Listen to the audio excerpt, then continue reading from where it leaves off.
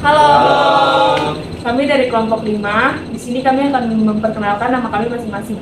Pertama saya, perkenalkan nama saya Juliana Extintan dengan NIM 059. Nama saya Edi Kristian Joko dengan NIM 051. Nama saya Nida Dewa 72 dengan NIM 068. Saya Ruben Sagara dengan NIM 008. Nama saya Mahathir Muhammad Raihan dengan NIM 08. Nama saya Safri Tandriana Bersama dengan NIM 007. Saya Abraham Suprawa dengan NIM 01. Pada presentasi kelompok kami hari ini, kami akan memberikan topik khusus yaitu meningkatnya permintaan lithium terkait isu go green. Berikut adalah urutan materi yang akan disampaikan pada video edukasi kali ini.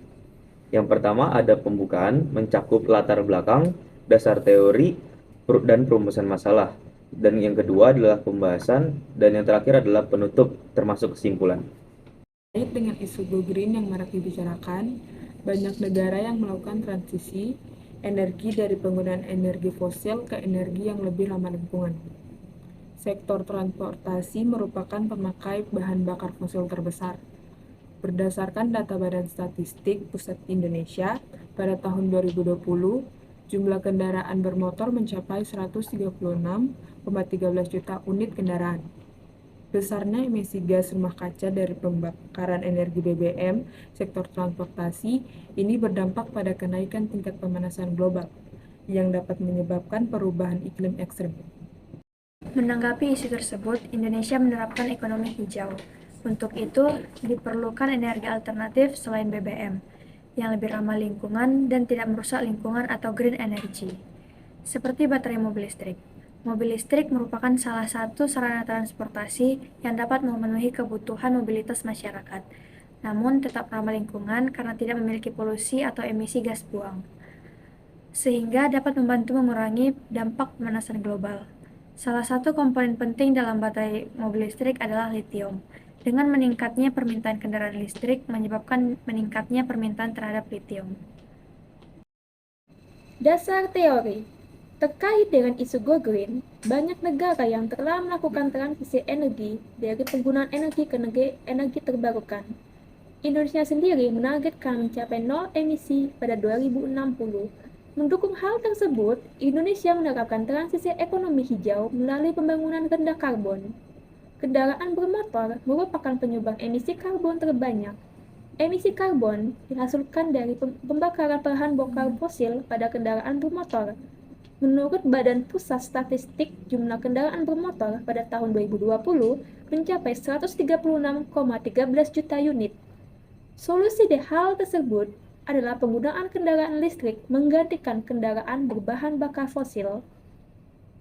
Pada kendaraan listrik sumber energi yang digunakan adalah baterai. Baterai pada kendaraan listrik terdiri dari berbagai macam jenis. Salah satunya baterai lithium-ion. Baterai lithium-ion memiliki daya tahan yang lebih baik dari baterai jenis lain. Bahan pembuatan baterai lithium-ion adalah litium itu sendiri. Sumber litium di alam ditemukan di air laut, air asin atau brine, mineral, dan tanah liat. Masing-masing sumber litium tersebut mempunyai karakteristik masing-masing sehingga teknologi atau proses yang digunakan berbeda dan produk teknologi recovery lithium dalam bentuk senyawa yang berbeda.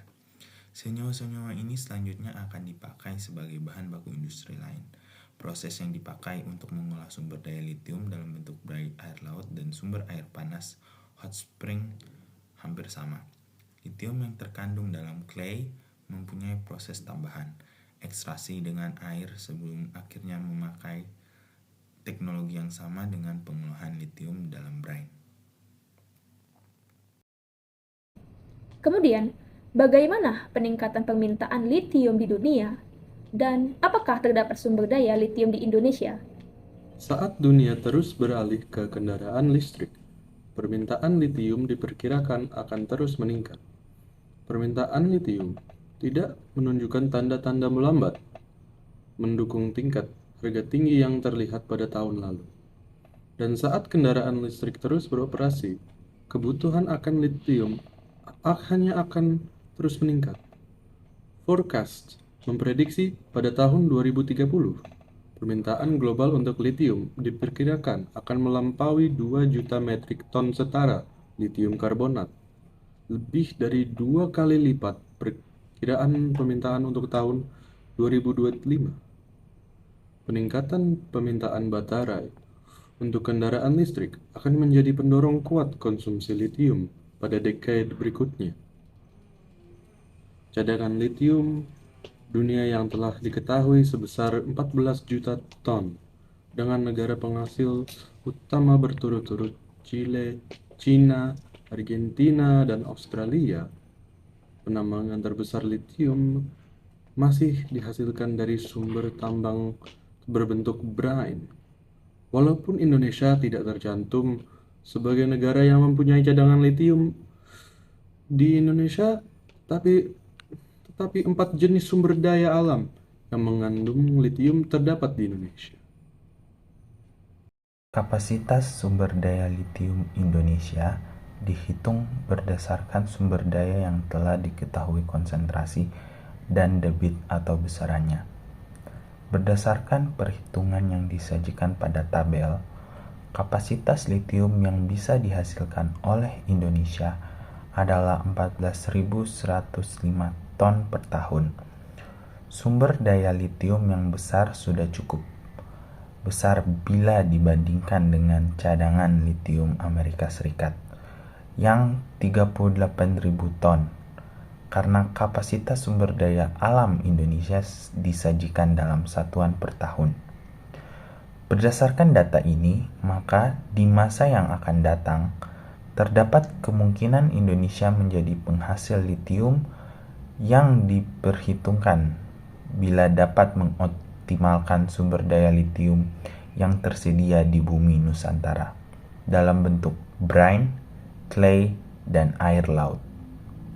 Indonesia merupakan penghasil nikel, tetapi memenuhi permintaan dalam pembuatan baterai diperlukan litium sebagai bahan baku pembuatan.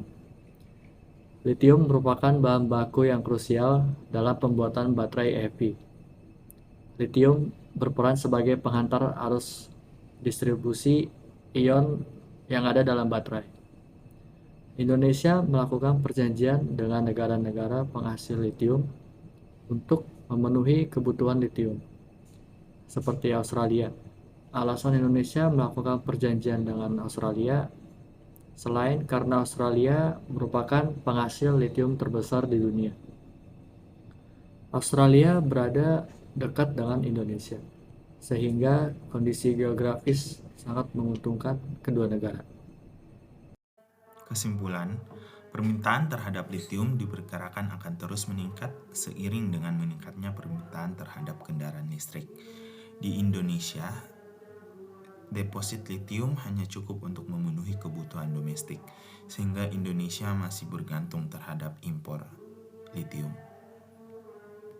Solusi untuk masalah tersebut adalah perlu dilakukan kajian lebih dalam lagi terkait dengan potensi litium di Indonesia.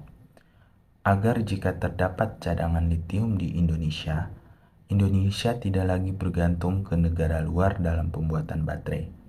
Karena yang seperti kita ketahui, Indonesia kaya akan nikel yang menjadi bahan pembuatan baterai. Sekian presentasi dari kelompok kami, kurang lebihnya mohon maaf jika ada kesalahan. Terima kasih. Electric vehicle batteries usually last about 10 years and are said to be flat when their efficiency drops below 80%. With the EV market growing fast, South Korea is expected to produce around 400,000 flat batteries by 2030, a number that will grow exponentially. Behind me are piles of flat EV batteries, each of them weighing around 400 kilograms. Given that millions of these huge batteries will go flat in the coming years, recycling them is so important for the environment. This is one of South Korea's EV battery recycling plants. The process works like this. First, the batteries are dismantled by hand. Then, they're shredded separately in machines filled with liquids or gases that keep them from catching fire. The result of this step is a mix of chemicals and materials they call black mass. Next, they extract the valuable components like nickel and cobalt, which are sent to companies that will use them to produce new batteries.